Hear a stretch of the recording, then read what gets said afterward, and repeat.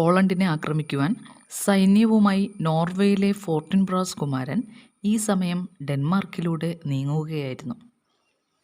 നാം ഇതിലെ കടന്നു പോകുന്ന കാര്യം രാജാവിനോട് ഉണർത്തിക്കൂ. ഫോർട്ടിൻബ്രാസ് ഒരു സന്ദേശവാഹകനെ അയച്ചു. ഹാംലെറ്റ്, റോസാൻക്രാൻസ് ഗിൽഡൻസ്റ്റേൺ എന്നിവരോടൊപ്പം ഇംഗ്ലണ്ടിലേക്ക് നീങ്ങുമ്പോഴാണ് സന്ദേശവാഹകൻ എത്തുന്നത്. എന്തിനാണ് പടനീക്കം? ഹാംലെറ്റ് ചോദിച്ചു. ഒരു തുണ്ടു ഭൂമിക്ക് വേണ്ടി. ഇപ്രകാരമായിരുന്നു മറുപടി. ഹാംലെറ്റ് അത്ഭുതപ്പെട്ടു. നിസാര കാര്യങ്ങൾക്കായി മനുഷ്യൻ പോരാടുന്നു. പെട്ടെന്ന് ഹാംലെറ്റിൻ്റെ ചിന്ത മറ്റൊരു വഴിക്ക് നീങ്ങി. ദേഹം വളരെയധികം അസ്വസ്ഥമായി. ഹാംലെറ്റിൻ്റെ മുഖത്തെ മാംസപേശികൾ വലിഞ്ഞു മുറുകി. ഹാംലെറ്റ് ചിന്തിക്കുവാൻ തുടങ്ങി. ഒരു തുണ്ട് ഭൂമിക്ക് വേണ്ടി വലിയൊരു സൈന്യം പോളണ്ടിനെ ആക്രമിക്കുന്നു. തൻ്റെ പിതാവിൻ്റെ വിലയേറിയ ജീവൻ നഷ്ടപ്പെട്ടിട്ടും താൻ ഒന്നും ചെയ്യാതെ വെറുതെ സമയം കളയുന്നു. ക്ലൗഡിയസിനോട് പ്രതികാരം ചെയ്യണമെന്ന് താൻ പണ്ടേ തീരുമാനിച്ചതാണ്. പക്ഷേ താമസം തൻ്റെ ശാപമായി മാറുന്നു. താൻ എന്തിനാണ് പ്രതികാരം ചെയ്യുവാൻ വൈകുന്നത്? ഇനി മുതൽ എൻ്റെ ചിന്തകൾ പ്രതികാരത്തെ പറ്റിയായിരിക്കും, ഹാംലെറ്റ് ശപഥം ചെയ്തു. ജൈത്രൂദ് ഒഫേലിയയെപ്പറ്റി ഹൊറോഷിയുമായി സംസാരിച്ചു. ഹാംലെറ്റിൻ്റെ ദുർവിധിയിലും ഒപ്പം തൻ്റെ പിതാവിൻ്റെ ദുരന്തത്തിലും അവൾ ഹൃദയം തകർന്നു കഴിയുന്നു. പിതാവിൻ്റെ മരണത്തിൽ ദുഃഖിച്ചിരിക്കുന്ന ഒഫേലിയയെ കാണുവാൻ എനിക്കാവില്ല, രാജ്ഞി പറഞ്ഞു. എന്നാൽ അപ്രതീക്ഷിതമായി ഒഫേലിയ അവിടേക്ക് കടന്നു വന്നു. അവളുടെ മുടിയിൽ പൂക്കൾ തിരികെയിരുന്നു. വളരെ വിചിത്രങ്ങളായ ഗാനങ്ങൾ അവൾ മൂളിയിരുന്നു. ഒഫേലിയയുടെ മനസ്സിൻ്റെ നിയന്ത്രണം നഷ്ടപ്പെട്ടിരിക്കുന്നു, വളരെയധികം ദുഃഖത്തോടെ ഹൊറോഷിയോ പറഞ്ഞു. ഒഫേലിയയുടെ പെരുമാറ്റം കണ്ട് അപ്പോൾ കയറി വന്ന ക്ലൗഡിയസും അന്താളിച്ചു. അവർ പറയുന്നത് മൂങ്ങ ബേക്കറി ഉടമയുടെ മകളാണെന്നാണ്. യാതൊരു ബന്ധവുമില്ലാത്ത വാക്കുകളാണ് ഒഫേലിയ പുറത്തുവിട്ടത്. ലെർട്ടസ് തൻ്റെ പിതാവിൻ്റെ മരണത്തിന് പ്രതികാരം ചോദിക്കുവാൻ എത്തുന്ന വിവരം ക്ലൗഡിയസ് ഓർമ്മിപ്പിച്ചു. പെട്ടെന്ന് എവിടെ നിന്നോ ഉയർന്ന വലിയൊരു ശബ്ദം കൊട്ടാരത്തിൽ പ്രകമ്പനം കൊണ്ടു. എന്താണത്? ക്ലൗഡിയസ് കാവൽക്കാരോട് വിളിച്ചു ചോദിച്ചു. ഒരു കൂട്ടം ജനങ്ങളുമായി ലെർട്ടസ് എത്തിയിരിക്കുന്നു, അവർ മറുപടി പറഞ്ഞു. എന്നാൽ ജനങ്ങൾ വിളിച്ചു കൂവുന്നത് കേട്ട ക്ലൗഡിയസ് ശരിക്കും ഞെട്ടി. ലെർട്ടസ്, ഞങ്ങളുടെ രാജാവ്! അവർ ലെർട്ടസിനെ നേതാവായി അംഗീകരിച്ചു കഴിഞ്ഞിരിക്കുന്നു. എൻ്റെ പിതാവിനെ കൊന്നവനാര്?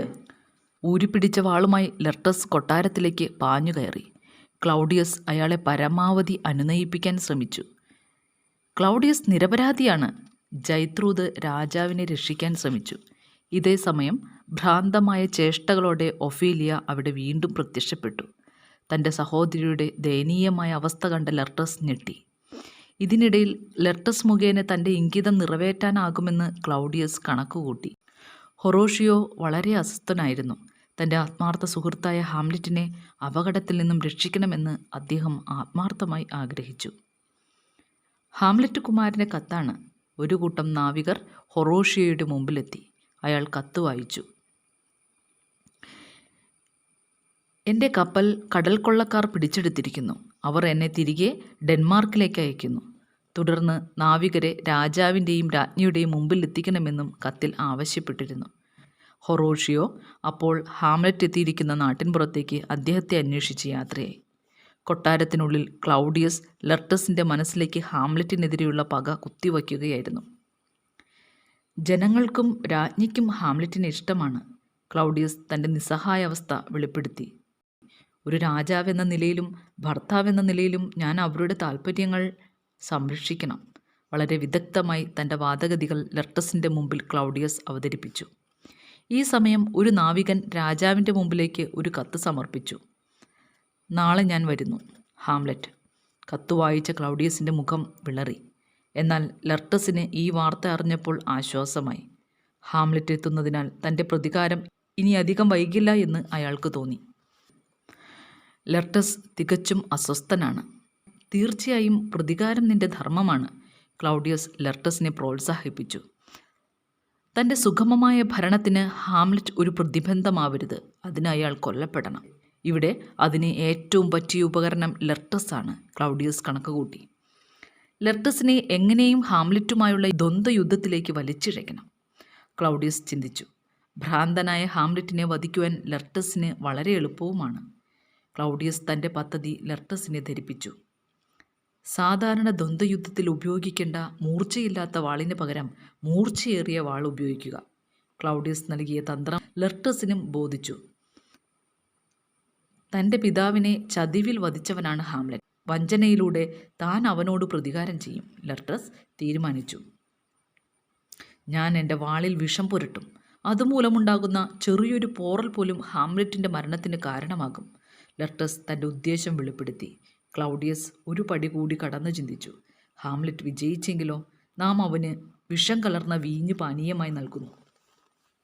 ഹാംലെറ്റ് വധിക്കപ്പെടണമെന്ന് ക്ലൗഡിയസ് തീരുമാനിച്ചു കഴിഞ്ഞു. ഇനി അതിന് മാറ്റമില്ല. ഒഫേലിയ നദിയിൽ മുങ്ങി മരിച്ചിരിക്കുന്നു.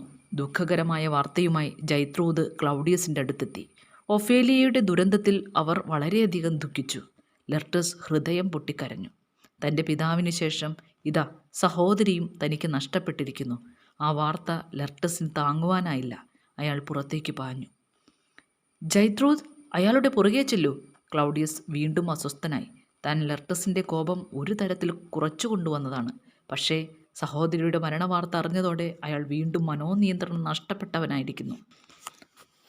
അത് ക്ലൗഡിയസ് അല്പം പോലും പ്രതീക്ഷിച്ചിരുന്നതല്ല. ഹാംലെറ്റിനെതിരെ ലെർട്ടസിനെ ഉയർത്തിക്കൊണ്ടുവരിക, അതുമാത്രമായിരുന്നു ക്ലൗഡിയസിൻ്റെ ലക്ഷ്യം. അതിനായിട്ടാണ് അയാൾ ഇത്രയും സമയം പരിശ്രമിച്ചത്. ഈ സമയം സെമിത്തേരിയിൽ 2 ശവക്കുഴി തോണ്ടുന്നവർ ഒഫേലിയയ്ക്കായി കുഴിവെട്ടുകയാണ്. ഇതൊരു ആത്മഹത്യയല്ലേ? ആ പെൺകുട്ടിയെ എങ്ങനെ പള്ളിയിൽ സംസ്കരിക്കുവാൻ കഴിയും?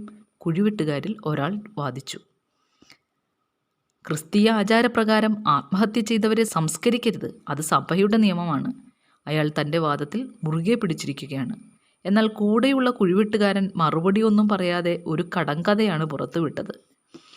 ഏറ്റവും അധികം കാലം നിലനിൽക്കുന്ന വീട് നിർമ്മിക്കുന്നത് ആര്? എന്നിട്ട് അയാൾ തന്നെ മറുപടിയും പറഞ്ഞു. ശവക്കുഴി നിർമ്മിക്കുന്നവൻ. അവൻ്റെ വീട് അന്ത്യവിധി നാൾ വരെ നിലനിൽക്കും. ഹാംലെറ്റും ഹൊറോഷ്യയും അല്പം അകലെ നിന്ന് കുഴിവെട്ടുകാരെ നിരീക്ഷിക്കുന്നുണ്ടായിരുന്നു.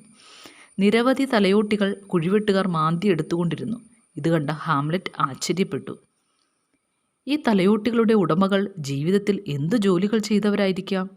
തുടർന്ന് ഹാംലെറ്റ് കുഴിവെട്ടുകാരനോട് ആരുടെ കുഴിയാണ് അയാൾ കുഴിക്കുന്നതെന്ന് ചോദിച്ചു. ഇതെൻ്റെ കുഴിയാണ്. അയാൾ തമാശ രൂപേണ മറുപടി പറഞ്ഞു.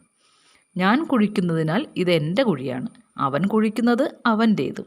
പിന്നെയും അയാൾ പുലമ്പി. ഇത് പുരുഷൻ്റെയോ സ്ത്രീയുടെയോ ശവക്കുഴിയല്ല. പുരുഷനും സ്ത്രീയുമൊക്കെ ജീവിക്കുന്നവർക്കിടയിൽ മാത്രം. മരിച്ചു കഴിഞ്ഞാൽ അവരെല്ലാം വെറും ശവശരീരങ്ങളാണ്. അവസാനം താൻ നിർമ്മിക്കുന്നത് ഒരു സ്ത്രീക്ക് വേണ്ടിയുള്ള ശവക്കുഴിയാണെന്ന്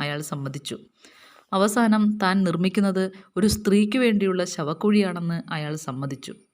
ശവക്കുഴി നിർമ്മിച്ചുകൊണ്ടിരിക്കുന്നവർക്ക് തങ്ങളുടെ മുമ്പിൽ നിൽക്കുന്നത് ഹാംലെറ്റ് രാജകുമാരനാണെന്ന് മനസ്സിലായില്ല. അവർ തങ്ങളുടെ തമാശകൾ തുടർന്നുകൊണ്ടേയിരുന്നു. ഞാൻ കുഴിവെട്ട ആരംഭിച്ചത് ഹാംലെറ്റ് കുമാരൻ ജനിച്ച അന്നു മുതലാണ്, ഒരുവൻ വലിയ അഭിമാനത്തോടെ പറഞ്ഞു. ഞാൻ കുഴിവെട്ട ആരംഭിച്ചത് ഹാംലെറ്റ് കുമാരൻ ജനിച്ച അന്നു മുതലാണ്, ഒരുവൻ വലിയ അഭിമാനത്തോടെ പറഞ്ഞു. ഹാംലെറ്റ് ഇതിനിടയിൽ ഒരു തലയോട്ടി കയ്യിലെടുത്തു.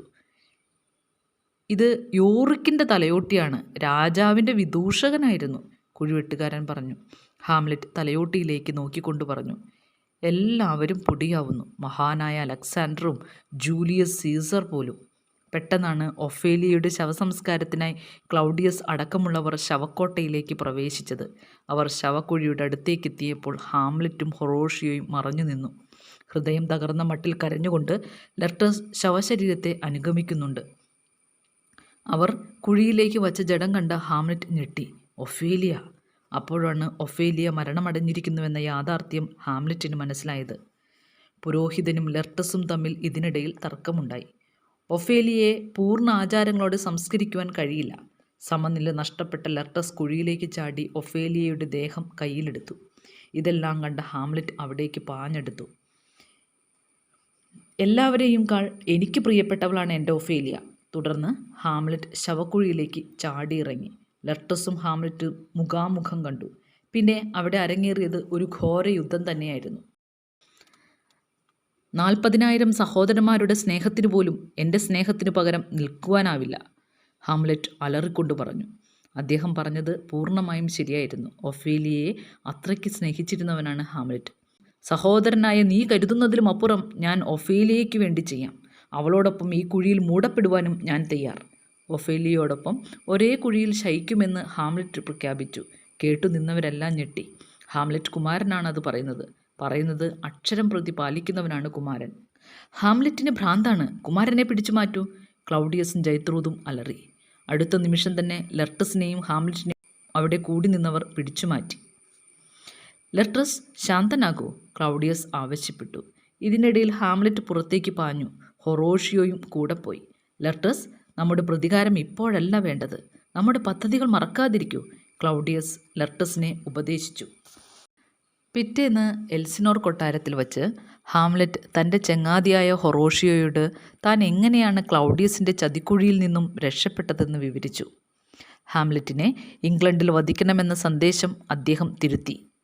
എന്നിട്ട് റോസൻക്രാൻസിൻ്റെയും ഗിൽഡൻസ്റ്റേണിൻ്റെയും വഞ്ചനയ്ക്ക് പകരമായി അവരെ വധിക്കണമെന്ന കൃത്രിമ സന്ദേശം തിരികെ കയറ്റി. അവർ എന്നോട് വഞ്ചന കാട്ടിയവരാണ്. പക്ഷെ പാവം ലെർട്ടസ്, അയാളോട് പരുഷമായി പെരുമാറേണ്ടിയിരുന്നില്ല. ഹാംലെറ്റിന് ദുഃഖം തോന്നി. സഹോദരിയും പിതാവും നഷ്ടപ്പെട്ടതിൻ്റെ വേദന താൻ അറിയേണ്ടതായിരുന്നു. ലെർട്ടസിൻ്റെ മാനസികാവസ്ഥ താൻ മനസ്സിലാക്കേണ്ടതായിരുന്നു. എൻ്റെ ആഗ്രഹം തന്നെയാണ് ലെർട്ടസിനും. ഞാൻ എൻ്റെ പിതാവിൻ്റെ കൊലപാതകത്തിന് പ്രതികാരം ചെയ്യുവാൻ തയ്യാറായിരിക്കുന്നു. ലെർട്ടസ് ആവട്ടെ അവൻ്റെ പിതാവിൻ്റെയും. താനും ലെർട്ടസും തമ്മിൽ പല കാര്യങ്ങളിലും സാമ്യമുണ്ടെന്ന് ഹാംലെറ്റിന് തോന്നി. ഈ സമയം വിഡ്ഢിയായ വിദൂഷകൻ ഒസ്രിക് ഹാംലെറ്റിൻ്റെ മുമ്പിലെത്തി. ഉവ് ഉവ് ഉവ് ഹാംലെറ്റ് എന്തു പറഞ്ഞാലും ഒസ്രിക്കിന് ഒരേ ഒരു മറുപടി മാത്രം. താൻ പറഞ്ഞതിന് നേരെ വിപരീതമായി ഹാംലെറ്റ് പറഞ്ഞാലും അടുത്ത നിമിഷം തന്നെ വിദൂഷകനും അതിനോട് യോജിക്കുന്നു. ക്ഷമ നശിച്ച ഹാംലെറ്റ് ചോദിച്ചു, എന്താണ് നിന്റെ വരവിൻ്റെ ഉദ്ദേശം? ഒസ്രിക് ഒരു നിമിഷം ശങ്കിച്ചു നിന്നു. പിന്നെ അയാൾ ചുറ്റും നോക്കി. എന്തോ വളരെ പ്രധാനപ്പെട്ട കാര്യം അയാൾക്ക് ഉണർത്തിക്കുവാനുണ്ടെന്ന് ഹാംലെറ്റിന് മനസ്സിലായി. ഹാംലെറ്റ് വീണ്ടും ചോദിച്ചു, എന്താണ് നിങ്ങളുടെ ആഗമനോദ്ദേശം? ഒസ്രിക് വിളറിയ ചിരിയോടെ പറഞ്ഞു, രാജാവിന് ഒരു താൽപ്പര്യം. അങ്ങ് ലെർട്ടസുമായി വാൾപ്പയറ്റിൽ ഏർപ്പെടണം. ഹാംലെറ്റ് ഒസ്രിക്കിനെ തുറിച്ചു നോക്കി. അതെ, ആ ആഗ്രഹം നിസ്സാരമല്ല. സന്ദേശം അതീവ ഗൗരവമർഹിക്കുന്നത് തന്നെ. ക്ലൗഡിയസ്, നിന്റെ ആഗ്രഹം ഞാൻ സാധിച്ചു തരാം, ഹാംലെറ്റ് തൻ്റെ മനസ്സിൽ പറഞ്ഞു. ഹാംലെറ്റ്, ഇതിലെന്തോ ചതിയുണ്ട്. അങ്ങ് ദയവായി ദ്വന്ദ്വയുദ്ധത്തിന് മുതിരരുത്. ഹൊറോഷിയോ ഹാംലെറ്റിനെ തടയുവാൻ നോക്കി. എന്നാൽ പ്രപഞ്ചത്തിലെ ഒരു ശക്തിക്കും ഹാംലെറ്റിനെ തടയുവാൻ ആകുമായിരുന്നില്ല. ഞാൻ വരുന്നു ക്ലൗഡിയസ്, നിന്റെ ആഗ്രഹം സഫലീകരിക്കുവാൻ ഇതാ ഹാംലെറ്റ് എത്തുന്നു, ഹാംലെറ്റ് അലറി. രാജസദസ്സിലുള്ളവർ മുഴുവനും ലെർട്ടസും ഹാംലെറ്റും തമ്മിലുള്ള പോരാട്ടം കാണുവാൻ തയ്യാറായി. ലെർട്ടസ്, നീ എന്നോട് ക്ഷമിക്കണം, യുദ്ധം ആരംഭിക്കുന്നതിന് മുമ്പേ ഹാംലെറ്റ് പറഞ്ഞു. ഞാൻ നിന്റെ പിതാവിനെ വധിച്ചു. പക്ഷേ അപ്പോൾ ഞാൻ മനോനിയന്ത്രണം നഷ്ടപ്പെട്ടവനായിരുന്നു. മനഃപൂർവ്വം ഞാൻ അദ്ദേഹത്തെ വധിച്ചിട്ടില്ല.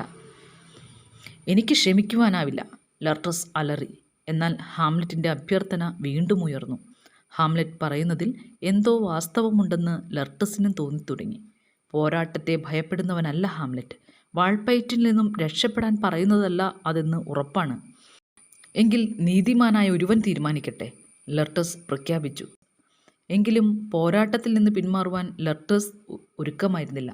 മൂർച്ചയില്ലാത്ത ഈ വാളുകൾ കൊണ്ടാവട്ടെ പോരാട്ടം. പിന്നെ അല്പം പോലും താമസിച്ചില്ല. ഇരുവരും വാളുകളെടുത്തു. മാരകമായി മുറിവേൽപ്പിക്കുവാൻ കഴിയാത്ത വാളുകളാണവ. വാൾപ്പയറ്റിനു മാത്രമായി, ജയപരാജയങ്ങൾ നിർണ്ണയിക്കുന്നതിനു മാത്രമായി രൂപകൽപ്പന ചെയ്ത വാളുകളായിരുന്നു അത്. ഹാംലെറ്റ് വിജയിച്ചാൽ ഈ വീഞ്ഞ്. തൻ്റെ കൈവശമിരുന്ന ചഷകം ഉയർത്തിക്കൊണ്ട് ക്ലൗഡിയസ് പറഞ്ഞു. ആ നീചൻ അതിൽ വിഷദ്രാവകം ചേർത്തിരുന്നു. പോരാട്ടം തുടങ്ങി. ഹാംലെറ്റ് ലെർട്ടസിൻ്റെ മേൽ ഒന്നിനു പുറകെ ഒന്നായി പ്രഹരങ്ങൾ ഏൽപ്പിച്ചു. ഹാംലെറ്റ് വിജയിക്കുമെന്ന് ഏതാണ്ട് ഉറപ്പായി കഴിഞ്ഞിരുന്നു. ആ വീഞ്ഞ് നമുക്ക് നൽകൂ. ജൈത്രൂത് രാജ്ഞിയാണ് വീഞ്ഞ് ആവശ്യപ്പെട്ടിരിക്കുന്നത്. പരിചാരികമാർ അടുത്ത നിമിഷം തന്നെ രാജ്ഞിക്ക് വീഞ്ഞ് നൽകി. ക്ലൗഡിയസ് ഞെട്ടി. അതാ വിഷം നിറച്ച ചഷകം രാജ്ഞിയുടെ കയ്യിൽ. അരുത്, അത് കുടിക്കരുത്, ക്ലൗഡിയസ് അലറി വിളിച്ചു. പക്ഷേ ക്ഷണനേരത്തിനുള്ളിൽ തന്നെ വീഞ്ഞ് ജൈത്രൂത് പാനം ചെയ്തു കഴിഞ്ഞിരുന്നു. അയ്യോ, അത് വിഷമായിരുന്നു. പക്ഷേ ഭവതി താമസിച്ചുപോയി, രാജാവ് നിലവിളിച്ചു. ഇതൊന്നും അറിയാതെ ലെർട്ടസും ഹാംലെറ്റും തങ്ങളുടെ പോരാട്ടം തുടരുകയായിരുന്നു.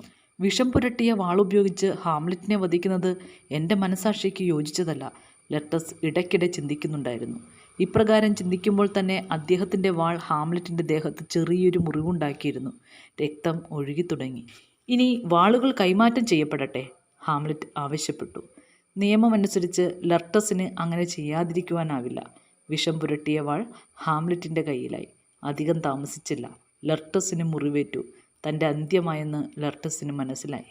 ഇനി അല്പനിമിഷങ്ങൾക്കുള്ളിൽ വിഷം തൻ്റെ സിരകളെ കീഴ്പ്പെടുത്തും. രാജ്ഞി ബോധരഹിതയായി നിലത്തു വീണു. പരിചാരികമാർ ഓടിയെത്തി. പോരാട്ടം അവസാനിപ്പിച്ച ലെർട്ടസ് അലറി, ഞാൻ എൻ്റെ വഞ്ചനയാൽ ഇതാ മരിച്ചു വീഴാൻ പോകുന്നു. കേട്ടവരെല്ലാം അന്താളിച്ചു. എന്താണ് ലെർട്ടസ് പറയുന്നത്? ഈ പോരാട്ടത്തിൽ എങ്ങനെയാണ് മരിക്കുക? മൂർച്ചയില്ലാത്ത വാളുകൾ കൊണ്ടുള്ള ചെറിയ പോറലുകൾ മാത്രമേ ഇരുവർക്കും സംഭവിച്ചിട്ടുള്ളൂ. മോനെ ഹാംലെറ്റ്, വീഞ്ഞിൽ വിഷം, രാജ്ഞി നിലവിളിച്ചുകൊണ്ട് മരിച്ചു വീണു. ഇവനാണ് എല്ലാറ്റിനും കാരണം, ലെർട്ടസ് ക്ലൗഡിയസിനെ നോക്കി അലറി. വാളിൽ മാരകവിഷം പുരട്ടിയതും തുടർന്ന് ലെർട്ടസ് വെളിപ്പെടുത്തി. ഹാംലെറ്റിൻ്റെ കൈവശമുള്ള വിഷം പുരട്ടിയ വാൾ ആ നിമിഷം ക്ലൗഡിയസ് രാജാവിൻ്റെ ദേഹത്തിൽ ആഴ്ന്നിറങ്ങി.